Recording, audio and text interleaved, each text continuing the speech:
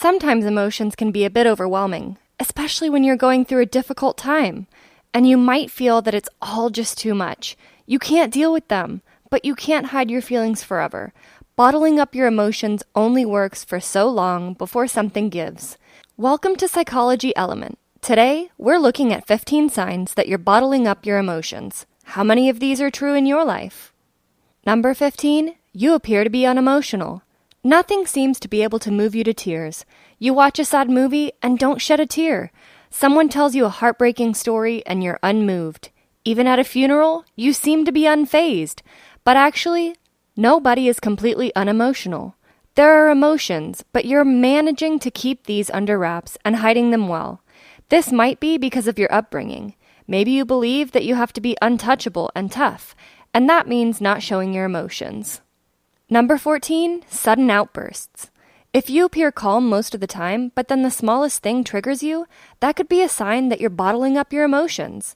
It's like the expression, the calm before the storm, a slow buildup over a long time, while outwardly everything seems fine. There's no warning signs of the underlying emotions that are building up. You might not even admit the underlying niggling issues to yourself. And then, one day, there's a big outburst. The emotions have built up momentum and are overly strong, completely out of proportion with the actual thing that seemed to have triggered them. Number 13, you don't know how to handle other people's emotions. When other people around you are emotional, it makes you uncomfortable. You're not sure how to react, so you choose to keep your distance. You would be the last person to check in and ask how they're doing, because you really don't want to know. You wouldn't comfort someone who is crying. When someone is screaming, you stand back or walk away. The specific emotions that are difficult for you to deal with might be related to events that occurred in your past, especially in your childhood, making some emotions almost no-go areas for you. Number 12, you're always busy. You just can't sit still. You're always busy, always have something going on. For some people, that means always working, 7 days a week. You never take a day off, never go away for the weekend. Holidays are out of the question. For some people, it could also mean socializing all the time. When it's Saturday morning and nothing is lined up for the day, you start texting to see which of your friends are available to hang out. It's a way of making sure you never have any quiet time to reflect on the things that might be bothering you. Even if your schedule changes, freeing up a couple of hours, you wouldn't take long to fill up that time. The idea of being quiet scares you. When you hear the word meditation, you want to run away. Being constantly busy is an avoidance tactic that many people use. Number 11, you feel embarrassed about showing emotions. You don't want people to think that you're vulnerable. You want to appear strong and be able to handle whatever comes your way. Nobody must ever see you sad or angry. Nobody must ever know that you experience pain or loneliness. But these emotions are human. Everyone experiences them. Number 10, you have strategies to distract yourself. Are you prone to mindless scrolling on your phone, watching loads of videos, or playing computer games for hours on end?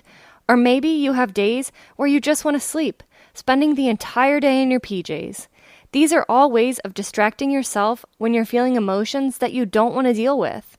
They are an escape, getting away from a reality that will take hard work and honesty to deal with. This sort of avoidance is a clear sign that you're bottling up your emotions. Number 9, you engage in self-destructive behavior. Whether you choose alcohol, smoking, binge eating, or bottomless cups of coffee, any of these self-destructive behaviors is a way of getting away from the reality that you don't want to face.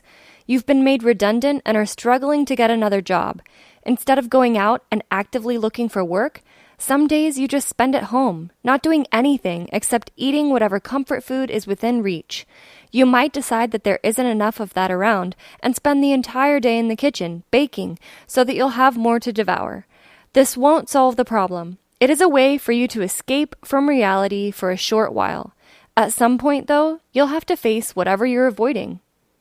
By the way, if you're finding this video valuable so far, then make sure to hit the like button for the YouTube algorithm. And why not subscribe so you can keep learning more? It's free. Number 8, your gut health deteriorates. Believe it or not, you might even experience physical symptoms if you keep bottling up your emotions. Everything is interconnected. Your physical body is not an entity on its own, separated from your emotional well-being. So, if you suddenly have an upset stomach or nausea, that could be the result of things you're holding on to and not letting go. Number 7, you avoid confrontation. A friend tells you that someone is spreading nasty rumors about you. You're furious and feeling hurt at the same time, but you don't say anything because you want to avoid confrontation. Remember, even if confrontation is difficult for you, there might be other ways of dealing with those emotions that you're feeling. Number 6, you experience everything from a third-person perspective. It's almost if you're outside of it all looking in. You're not experiencing the things that are happening around you, just observing and being unaffected by it all. There's a self-imposed distance between you and others. Intimacy is something you avoid. You seldom socialize, preferring to keep to yourself. Bottling up emotions is about distance, to some extent between you and the other people, but even more importantly, between you and your own emotions. You are afraid of expressing how you truly feel. Number 5, you keep dating people you don't really want to be involved with.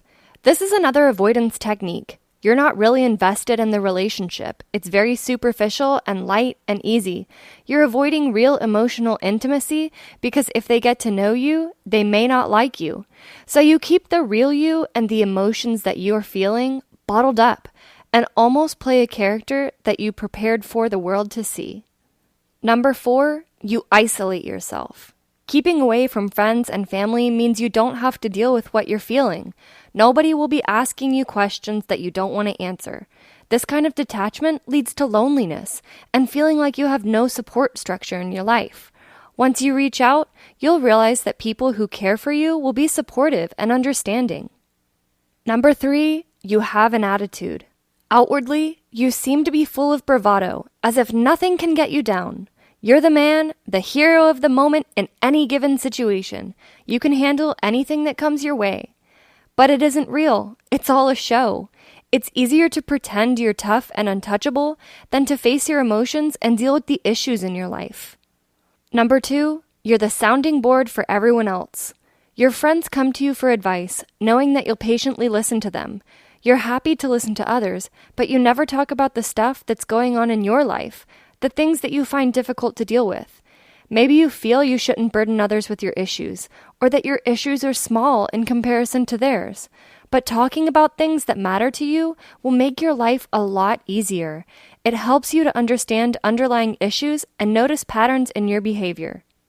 Number 1, socially, you're a completely different person. When you're by yourself, you might be exhausted and overwhelmed. You might be experiencing anxiety about things that are going on in your life, but you don't want to share these with your friends. So when you go out, you act like nothing's wrong. You may be the life and soul of the party, or you might appear to be very collected and confident, masking your true feelings. None of your friends will realize that you actually need a hand, or even just a patient listener in your life, because you're pretending to be fine. And if you liked this video, then check out these related videos to see more. And make sure to subscribe and leave a comment saying, "I subscribed," and we will personally reply to your comment.